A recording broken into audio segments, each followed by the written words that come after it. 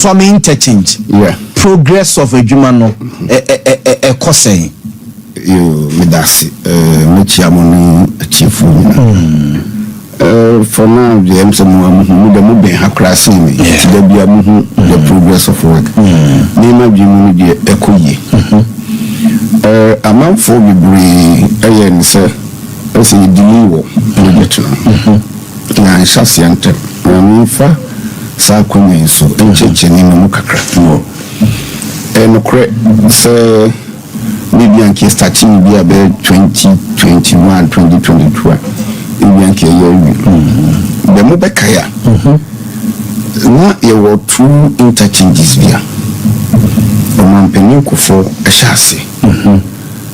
MPP Fia Bemono and Kosusenia, my pen.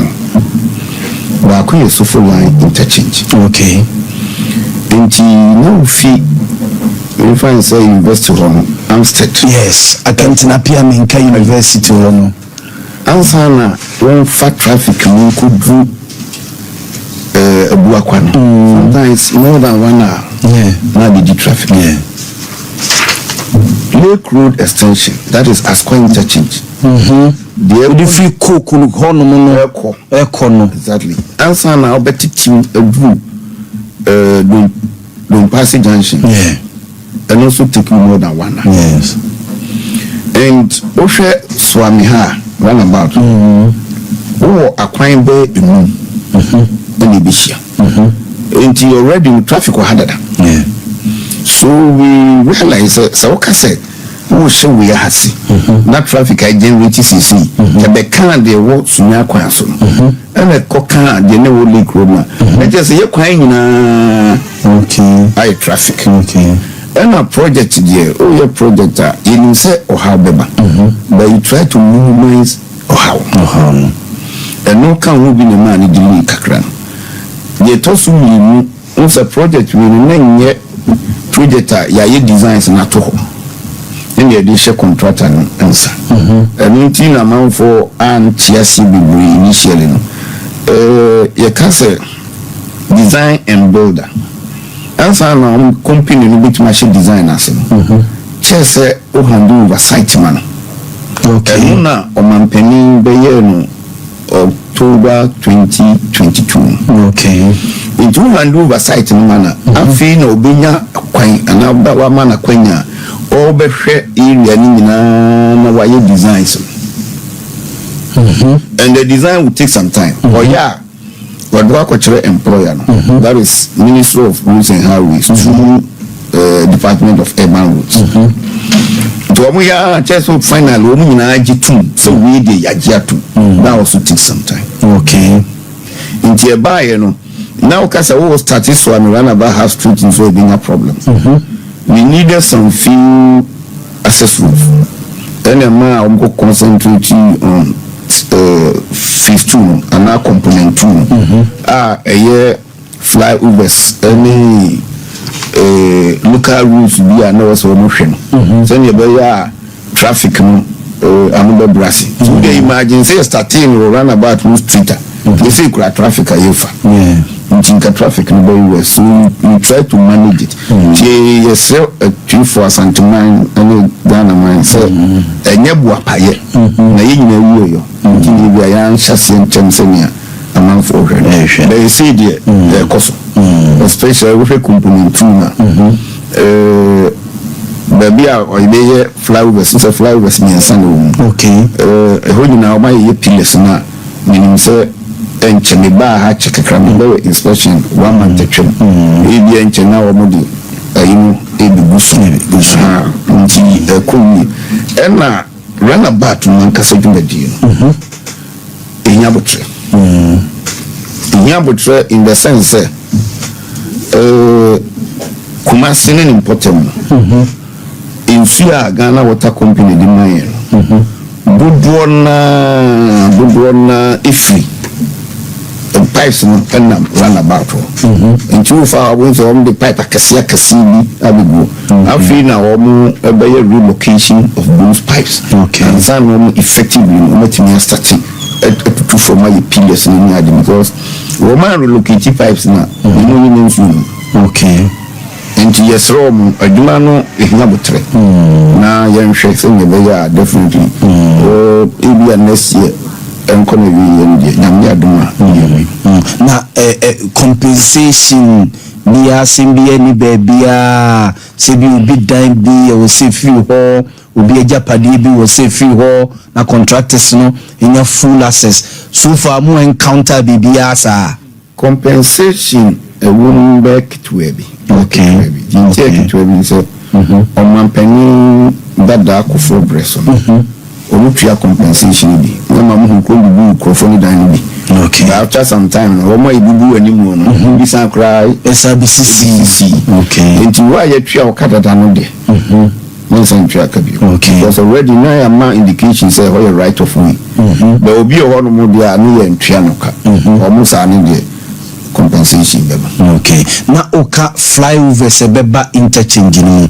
ya TBB se crew traffic light na se ibinya sumo ba ku bi ho ya TB Abrepo Junction sanete na anmanwi yes yes so hasi ibinya bi okay ibinya bi o na bua easy traffic no na just yenya bi e be fa so yenya bi e be fa fom depending on baby a wokom hu ku hinse ebi amu na mu di the same line so okay be depend baby a wokom baby a wobefa na yes we start to come no ka sufla interchange asen na o ka asokwa and the lake road so say kufijo ba ten self you kra that extension na eko de akosi abono no wa ten self you kra na there be we so say road a true component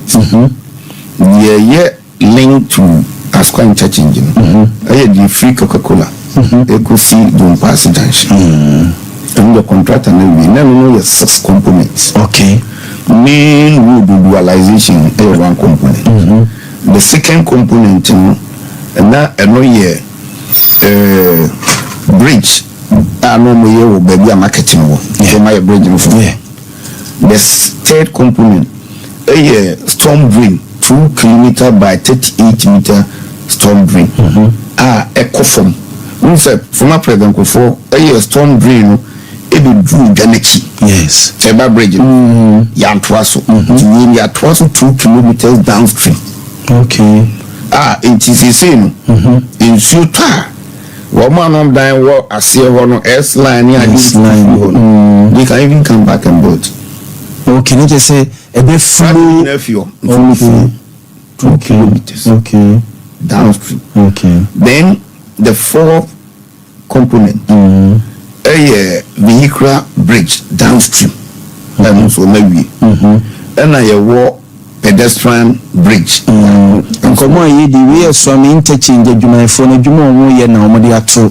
screen so am yi enti the sixth and last component lorry terminal passing Kofi Job they no started from passing junction to Mamieni junction Brankesi Mamieni okay yes junction 2 phases first phase need the almost will be okay not started from passing junction to Abidjan Kwanta na no me ko fast exactly yeah no both sides ni na the akano from Abidjan Kwanta to Mamieni junction okay phase 2 okay now you phase 3 but Yama ya hold on so we so we are going to look for phase 3 now phase 3 near fan far kwan dada no so you dey fa kwan for so a e be fa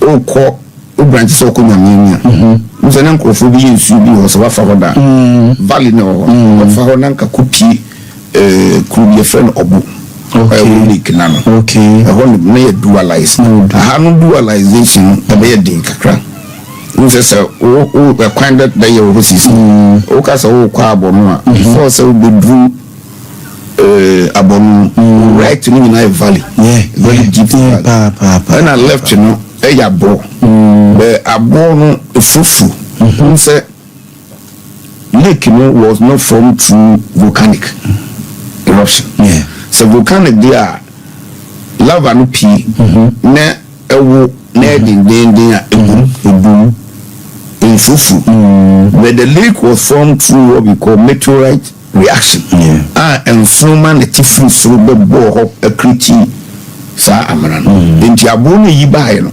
emubom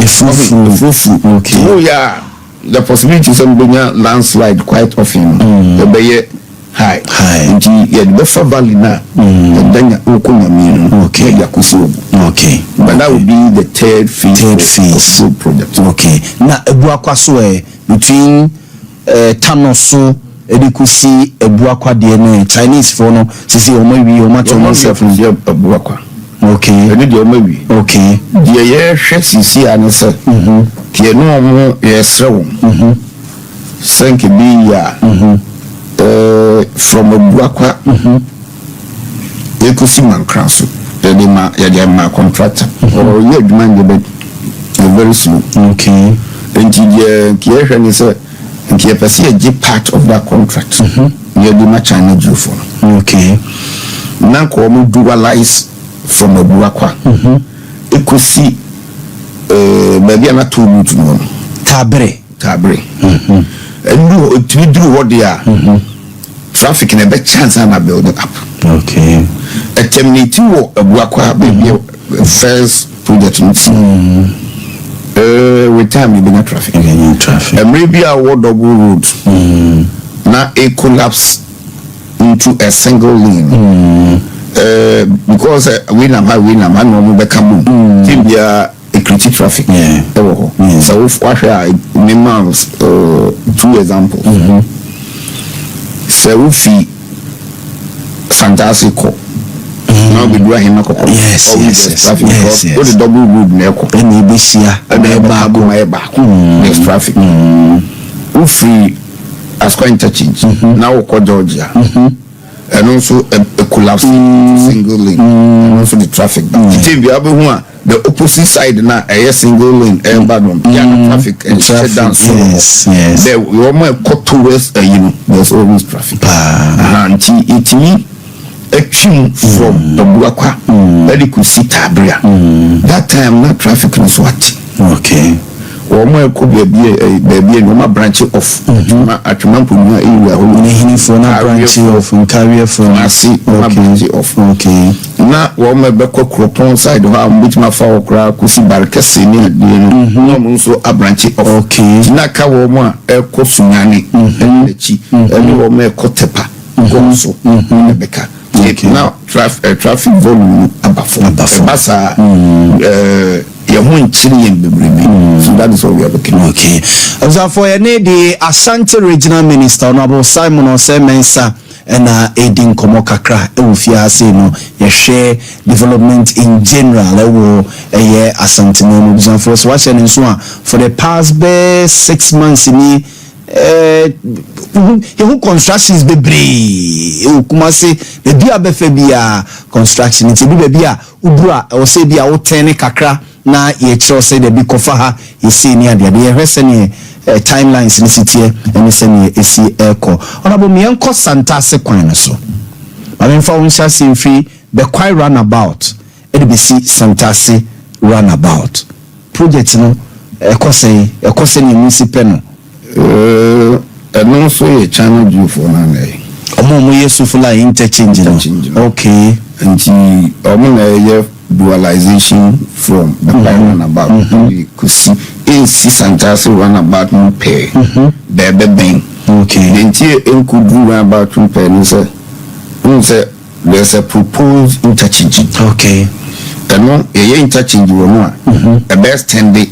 About this year we okay to one the basic baby that you interchange na ombe ya bisi okay I don't know your channel due for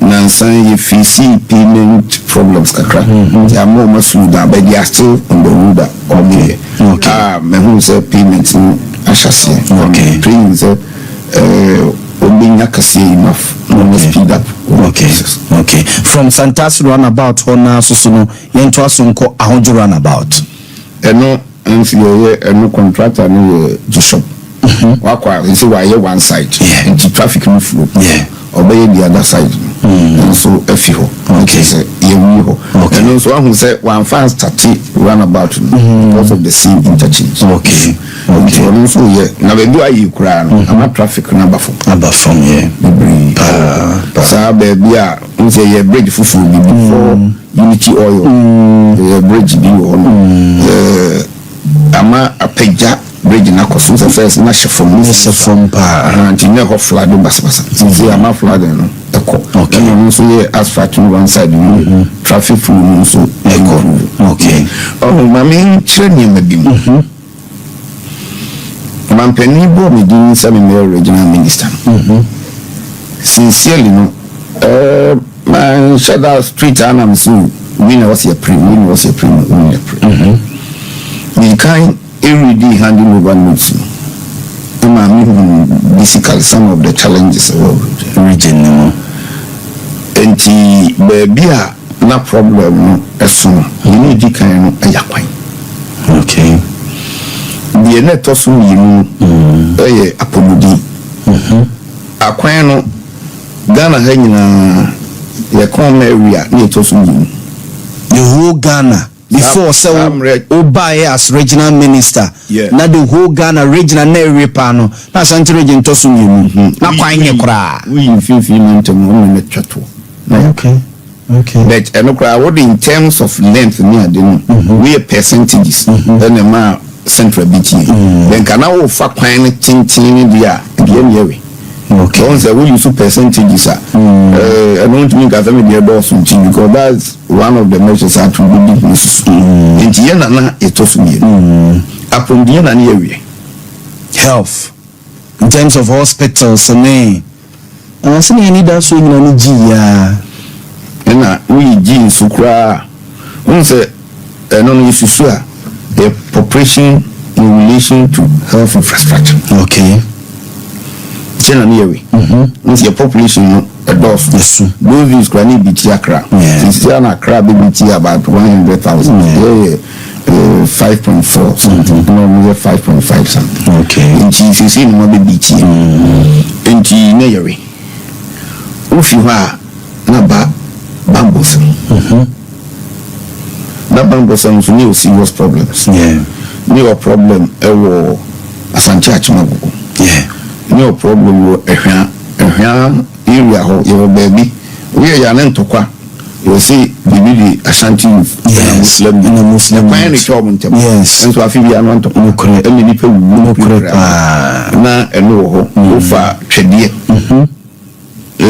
na court in 2012 every say Supreme Court say o see captain free France e ba twede say embremu no capital ni twede and we a problem kase illegal logging illegal mining and a highway robbery now and let's say on highway robbery so you denya ne ya na swati so we have to make conscious efforts to solve the problems now even judiciary now we can regional in terms of population in relation to courts and also nearly okay nearly so yes studies we and on them now you quite even quite was your first lobby together with the members of parliament I free her any penny for our ministers then we needed to lobby so nearby being to those areas now no problem of education but not and so be because now most of the best schools not the one also feel Asante region okay yes who's a Ghana public second cycle institutions are far better than the private sector in some countries Kabul is a private, more but when you talk about the public solution, but now free SHS never be here, so be here more, and also two ministers,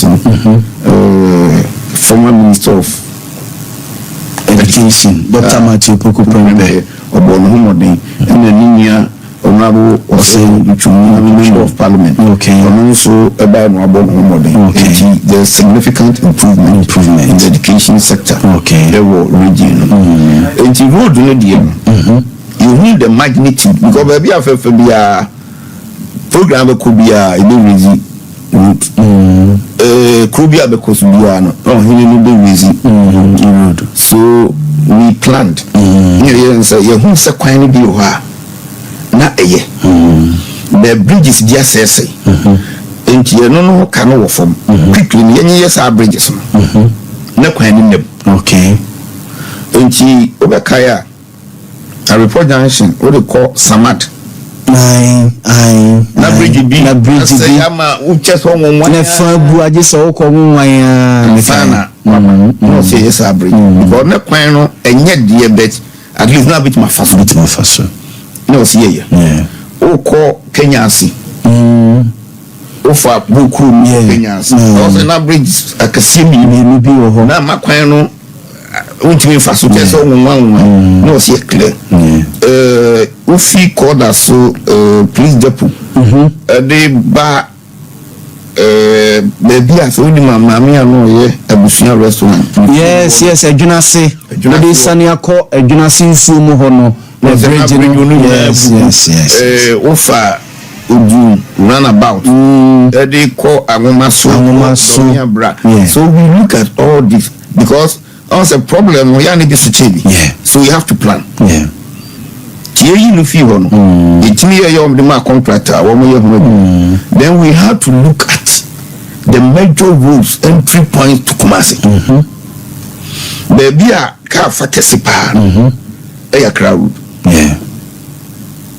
you know yes na baby a say me fancy my asphalt overlay especially local I'm crying say we so na we so yes if a tech police station hono no oba Puku transport hono na cars mumu hwi na wasai amunaga junction kra u branch kra dia ko sawaba aboabo hono na abobopa makasi ni bebrebe monitor nti na wo say ye rewre so ye asphalt value but the major problem na wo kwan no so na ye fall runabout bi ho ejuso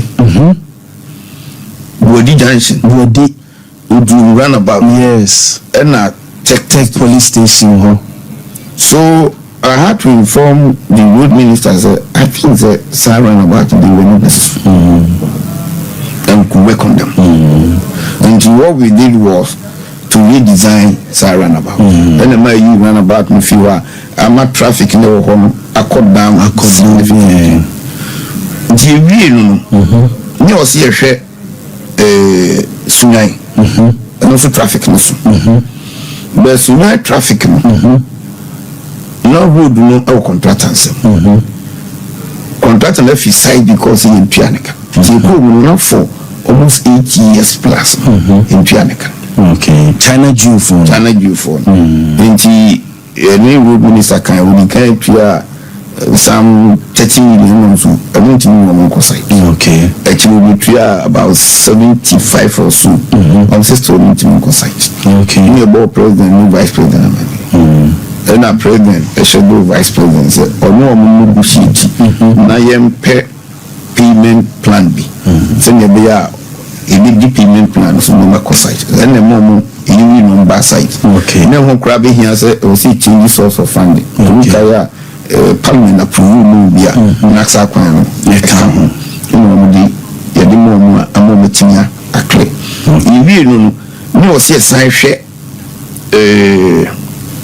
no mo kwan ya the offense enti hu se animu no na ne ye kakra be na office wa me run about ni kwa kodu be breman side ho nenye any award ma the shop emo be asphalt overlay ma reduce suit problem. Okay. That time now me senior, my boss, or no boss say someone. That's why me follow. And you in the field. And because sending him say you be interchanging it. Now ma spending the bill was so because we are awarded. So we needed to do those media, you know, send a bear man from behind. Okay. If we any affair of Wasequan. So Wasequan also, you will say, free a himako traffic and unloading. But a whole panel, nay a bit more trouble. Name boom from a young Quanteco was. No man who's. Let's say for two. Jomoana or also a court of Wasim. Send the crew any between a young Quanta. And no Wasia. Joma ko Wasim beyond, don't do a young Quanta, no more proper. After the quiet, no, I could see for me now. I could see an answer. So we said, sir, any kind of 100 traffic or your jitum. Then him hold the and your cry. Then your yawo do it. I just so I asphalt and I could see or Boissy and the choir not do this. They take you there 1 hour to there 2 hours. And 30 minutes good. Now, Thierry, no, I feel Yabeshe. Ahima kokobin to a young quanta, yes, I would. Send you be a traffic no in the field. Na kufujubu also CC. So we plan the routes and internal routes like Kumasia Quine. You will say you want to now you can see to tuning in us. I sapiti in your engine, but it was easier to do asphalt valley. Asphalt will be more durable than the kind of sapitino. And you start your wall, so those rules on contract. And normally asphalt overlay. I must see difference of Kumasi internal rules will do improvement. If you know, you sign no high good deal. Me say, I come Pantamo. Tizam Mantamo. And also a coin rovers why and he say, yeah, ward do 100 kilometers 50. The Masano hydro. Then you award the Mount Sano hydro. No, almost every municipality I know Kumasi. Okay. And you 100 kilometers. 3 years I award another 100 kilometers. But Chama COVID no buy, you know. Payment problems we shall see, you know. 100 even though so my dreams in here, I've been in every award. I'm a new contractor because Simon had for no China for no coin. They are not coming back. Okay. Into yeah, would at the different contractor or Mumbai to us. Maybe a dream was a crime, maybe major working with dreams and bridges and cover. Into woman, you know, CC contracting, we processing and check. With me a Google. Then that is how we share coin. Okay. So I said that I'm sorry, change the we prioritize them. Okay. The CC, you knew baby a person you will be over can who say Yaquan improvement. Constituency back among super Kwabri East and Mansu Amansia West. Aquine situation. It is a media contractor na contractors in Juma Echo say. Kwabri East here. It's a wow bacan. A whole meaning a coffin because contractors in Juma. Okay. They were contractor back from Napo. Yeah, Napo construction. Yes, why you be brave?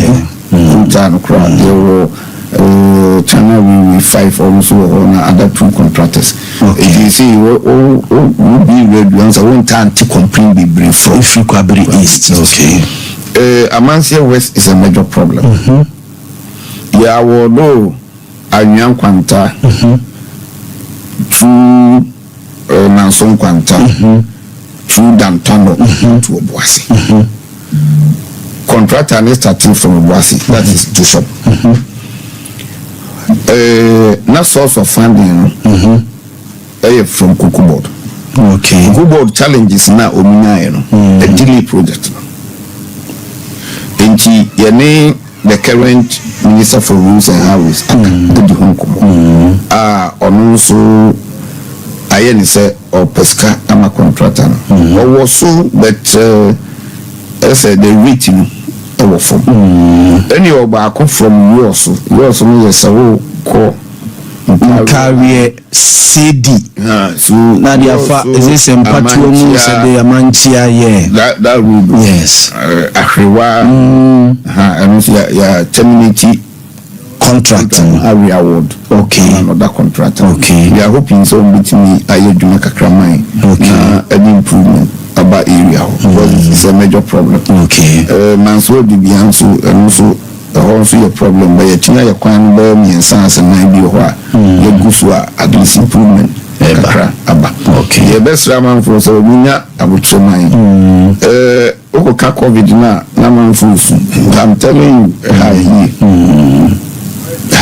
how anya Ghana ko how man bia e de nyame asese senya pamampani and I'm saying no dem come wo share so enipa ya hwenu kwa eni ekwan be fa so asade na banko no bio nemu yesikasem eto apia de kwan ya be fa so ahyehya da chi be san si ya dadem awu de metro enti yes otumi manage economy during covid time ama minimize nipa nke be wu ama ewiase nyina ebona baso ka ho bi kura na nansanya UN akobona baso ewa America yeah so wonya mai we are citation in some kind management of the covid account and you see the be a year drone and second leg no kind so you see kasem say ya the kwan be fast wash I see I shisha I shall see kakra okay see na kwan nti no sani manu high then me find say my can rules no kakra so me ka say the and send me message because say me say I have for no southwest any have for no southeast mankran so sabrunu ene nkronkro no ho so omo de na akosi say messages no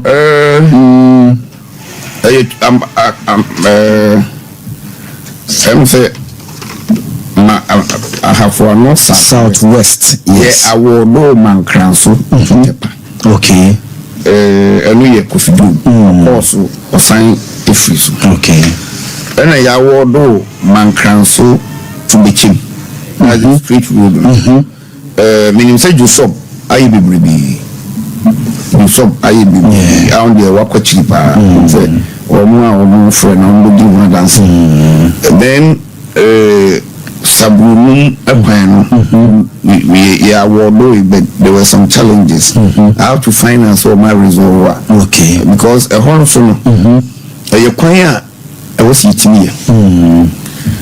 There were 5 hospitals. The one for friend Mahama Hospital, but district hospitals. Back home, I was a boon. I agree. Minim sa chocolate beer was me missing going to be a commission. Okay. And this hospital, it will be a problem. So I was a quite breakfast to be making sure a significant improvement above there because in your hospital now the people be call ayarsabe the doors okay and they have to get better road the yesro mo sabunu for me na butire man na hospital no kra na ba ho na no kra betwe enema bi Wakaka Hospital as a media in agenda 111 hospitals in Vamed hospitals majority of them you say you back your swami has and we have Vamed and yes Vamed no 5 medicaka and you was swami and you see na kasi ba commission okay back who drop on so and crime court inspection okay and you see equipment akasi ba commission okay back who e watchedie and you see atuma kwa ngoma akasi ba commission and the 5th one e wo manson kwanta and you see equipment akasi ba commission agenda 111 linya 19 back who accident and trauma hospital okay no boasi Okay. For Nansen, na do more than 75%. Okay. And you war psychiatric hospital. No, I just want me. You just want me. You know the question because you're anxious symptom. Okay. No, about 30-something%. Okay. Chedia. Meaning say nyame ya dum ase bi ensi kwanya ebi bitima commission. Agenda 111 Chedia. Okay. Kokobin. Likely see bitima commission. Kokobin appear du kokobin. And you end up from crew super. You lucky bitima commission. Who am I? Fija kwa brain off. And also it's bitima commission. Okay. Barakasi. Yes. Achumanga bieja north. And also lucky bitima commission. Kodie. Lucky bitima commission. Bosomefro. That is Esiwa. In lucky bitima commission. Okay. Even if you're crying bad. Manso Dubia. Yes. CID district. Okay. And in Paya me bonise bitima commission. Okay. So it's about 6-7 days. Yes, that is what I'm projecting. Yeah, intimia commission 7 okra ibe commission bi. Okay. Kokobin access road. We access road na and then minimum say Dr. Nasari. Okay. He's one in charge, president advisor on health. Yeah, dear. The information man Obana ono jitu. Say ABA regional minister they work on the Yampa. The commissioner. No me health minister. No ma trouble. Na the health workers. Okay. Na could train you equipment. Okay. Only ya na commission. Okay. It is serving way there. Very likely say ABA bitima commission. Okay. Na aka wo consume other areas. For instance, I have one southeast. Yes. Odijama. There were other ones are no there. I'm not too sure. Clearly, they say no afina no mashasi. Okay. But they had problem. Clearly, any asokorema problem because of space, land. Okay. We say more development land the designs were changed. Okay. Changed design. Okay. Vertical type of development. Only the same facility in the agenda 1-1. Okay. Instead of the horizontal type of development. Okay. Contractor now will as a Korean will move very fast. Okay. Very fast. Yet me at least one half feeling maybe I will trim the 85%. Okay. In the also. Okay. There were challenge kakra a crufu the waiting from slow. We feel back adansia squad. Okay. Okay. What is it? Bia that could not say me. What happens? Wokako. Yes. Otra adansia squad junction. Na kuwe ni kakra bia left. Kuwe ni abusi kukwani. Okay. Okay. Okay. Enti bad. Nansi anu mo approve so ma Kwabri East. One so contractor no. Okay. Yeah, then okay. Okay. Yes. And now your number about 19. Okay. Na Afro Military Hospital. And na Sewa state ni say. Na minka na meko. Ye ba beto 9 hospitals. The kwai. Tepa. Konongo. Fomina. Kumewu.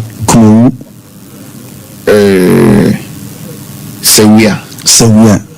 Afari. Na konfo anochi maternity and children's block. If I say a major a year ye betu ye.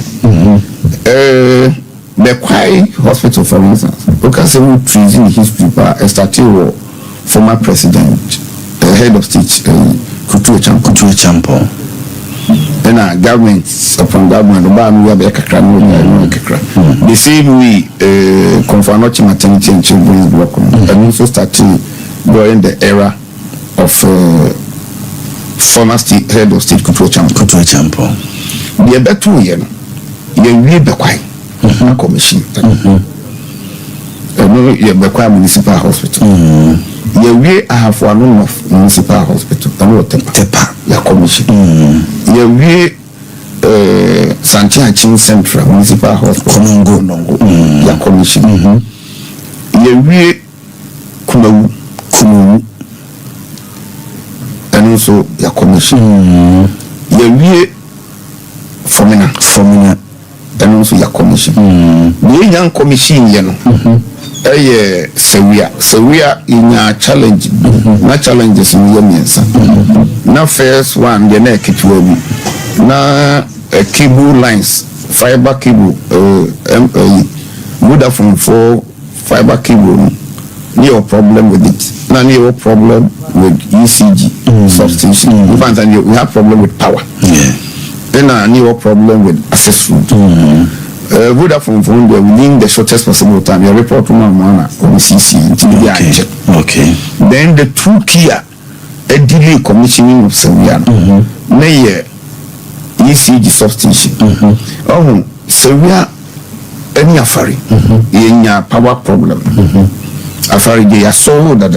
Okay. Because afari a 500 bed capacity hospital equipment would also. It's not ordinary transformer, engine power. Okay. And ECG for a substation dedicated to the hospital. Okay. Initially we thought say we are just 250. To be 250 there. ABR transformer and beating. They do say we install equipment, you know. We transformer and engine. So we had to build a new substation. Now difference from the bar we say 20 MVA. But breaking use 2 plants. 10. Explanation the man saying for 10 say or 10 capacity meet me a supply hospital. Now you for the other 10 and supply the nearby communities. Na si tranye yi eyefidie maybe a the supply hospital no teach ma ni asweshi. Okay. The feeding local community no ama hospital no operation in breaking because it's going to be a regional hospital. Into referrals will be back on for nothing. It will be better alcohol. Into woman could break here, you need a problem. Into woman our more linky substitution to the hospital.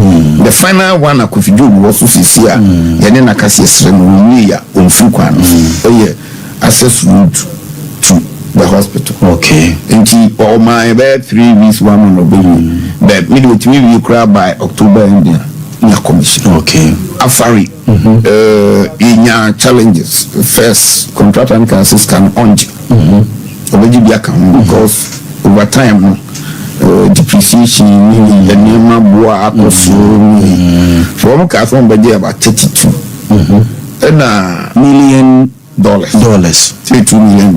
And at that time, Minister for Defense, any help minister and a finance minister, the don't finance on negotiate 19. Recently, my son by business to Scanuso. And it's through the no, it's about 97%. Media me suggestion media Dr. Nsiasare say. In order say guarantee for equipment na ya install. Because a guarantee period ni twem. Na koso na any of the machine is defective. It was says a copy for koto. And media me see partial commissioning. What no ni ade ni consulting room, everything are you ready. Lift, baby, lifting. I install lifting. Now specialized units be a can. Yeah, man, one to us. Hospital floor. G, your development. Yeah. And yes, now baby, you buy admissions. Yeah, almost twice we use. Now specialized in a canning marketing kitchen. Young trouble. Young view. And that is what I made the master just say. Partial commission because I just yet now guarantee period of the equipment near Koso near a problem via suppliers on only place. Now a caprino. The final decision immediate. A war Ministry of Health. Okay. And many a penny Dr. Sasa. Wamuna Sabi, Wamotiasi, maybe a semi layman.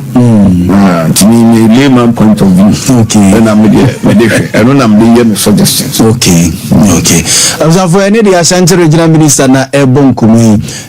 Honorable, Ubedi and Nimdi Yaba. Okay, now the be a maybe Mukaya Naman for MPP for by. Omo ejai projects are chassis project DM no ejai. Okay. So me can't road the about 2 years. Be free. And I even you see like irreject project at the Bianom Cameras. Irreject project. I was in Parliament when former President Kufo so for funding. I can irreject project. Irreject no ye company now or finance. And they say G. Company C confirm not teaching hospital. And you from G. Yeah, they chose so. And they are to Swakaho. And they said now come Bamed. Yes. Bamed, your company now will see 5 hospitals. It's one now baby, you know, near Bamed Hospital. Bamed Hospital, Nakaho. Irroject the invest on full name. Okay. Woman after them go 4 core Kojipus. Now, 8 hospitals or 9 across the country. Fortunately, because now your problem with health infrastructure. Young boy in your 4. In your Konongo, in your Tepa, in your Sevilla, and in your Fari. Okay. So what am I saying? NG, Yamino Kai, hospital boy, Jato. Say, yeah, come for Nochi, no dear, maternity and children's blood. The Tanaha Casse. You need to be a commissioner, and I'm here. Media, I say everything is possible, but in reality, no, minister need to be a okay. The entire interim commission is a buy, the hospital, a civil deal in fear be a 9 years. Every crowd that time, not service of previous and young go new age. Then I will cry, maybe a chamber 170. And you have some now hospital, let's see what a man we are not so more than 40 years. So we needed to do the photocast of the kind structural integrity test. Then the feeling that time, your media for no call me, see the Amukubia. Hold on, so money for iron rods only you yet to say 1/4 iron rods. When you do so. And you realize that see a twice. Senior Tina. All the equipment go. Now, if you be all Babaji Yarian, name Wakukuno. So we needed to demolish the Budani in our chassis. The cement structure womanly pipes in Yadina, Nansabia may cover, may invite me. Okay. But yes, I don't see a problem. Net 3 projects. Confanoti maternity and children's block. KGTF phase 2 and an airport. Yes. Financier no, Roma is can they had the crop. UK as in bank for the neighbors. Titamo debt restructuring. It's a foreign partners. You're foreign partners. Not just a quack here say, you knew almost a restructure loan. And Paris Club, no more. We must be a part of Paris Club. And the countries no mere members of Paris Club or Mammy Bosnian or suspended disbursement. Okay. And to Airport, a car for some time. And a KGTF fees too, a car. And she might confirm not to be also a car. And she has a word lose there almost 8 months. And she even KGTF fees too, and he expected to keep me February this year. And I check June year. We don't think you're tears of it's not like it to be. Because I'm about as I'm about great news. I mean, I did 1 month. It will lose more than 8 months. And the assume we think I will be even February for 8 months. But 8 months, exactly. And she said June soon and come be here. What the 8 months? See, not this year. And you're likely somebody. But that project, a project, here me power shan't reach. Okay. Mammy explain me here me. Kajetia phase 1. Baby, I the Americans say, I had that kind of fair. Kajetia phase 1, yes. Sibia who hear me vetting, Miss Ancantelia. Honorable Mutakani NDC for non picking pampa. Send the same, I'm saying yes. And I explained, and I still stand by it. Kajetia. Na ye lorry terminal a shendiabia a support to central market na nye stores na nye market true. It is a who changing the function from lorry terminal e dia be marketer and can also nya alternative market lorry terminal and the supporting one more documents am beto ye one more year traffic count now commercial vehicles are parking located here that time. They are more than 1,000. Okay. Or maybe a KGTS is here. Lorry commercial vehicles which my park or maximum 108. 108. Maybe another cars be 1,000 engine. Maybe cars engine why 108. Or more 54 stations per normal. Each station maximum 2 cars na bit marginal at a time. Okay. Enti dia ojina wa oludu. Any dia wa ba obi nipa. Okay. To kan mi elu bomu a 100. Okay.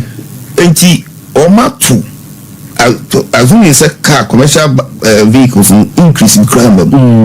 As at 2015 omatu 900 plus commercial vehicles out there. Without parking space.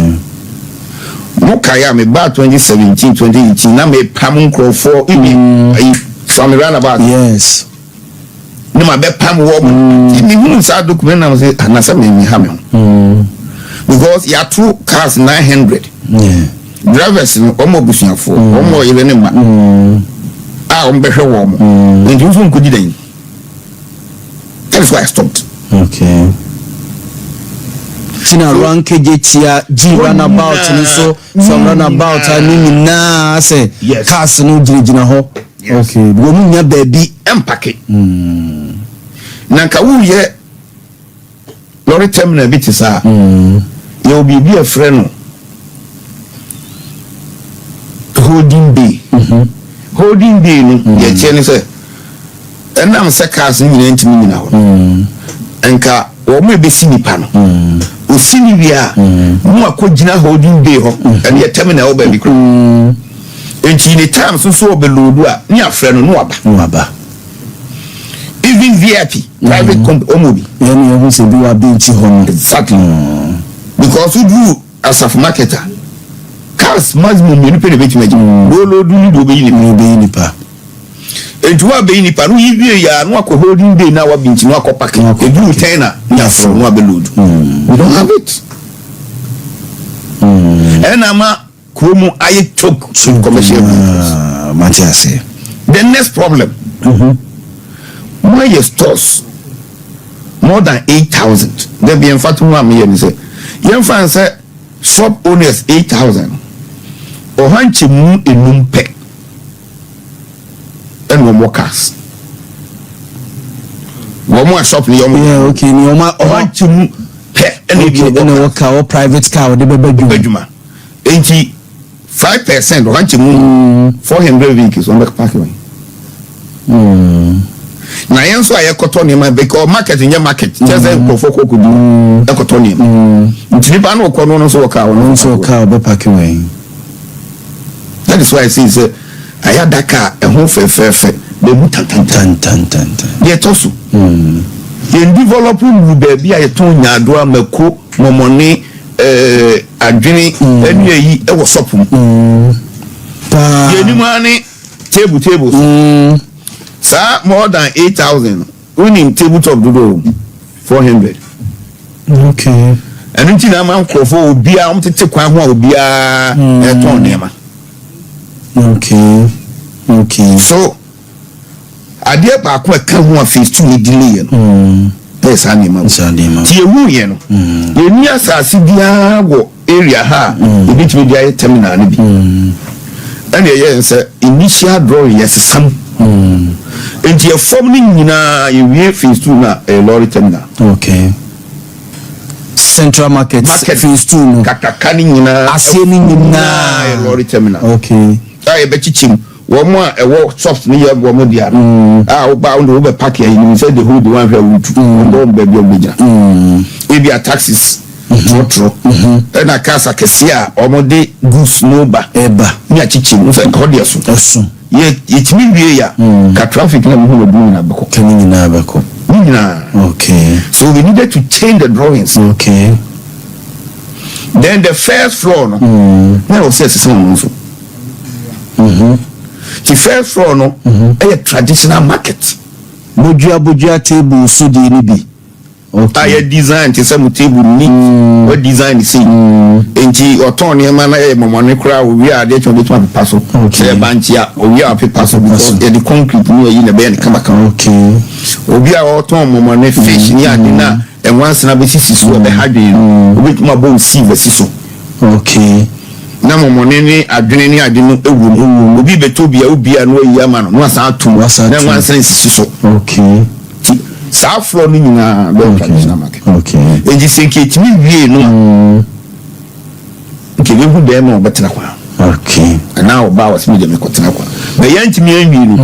And now we try say let's manage it.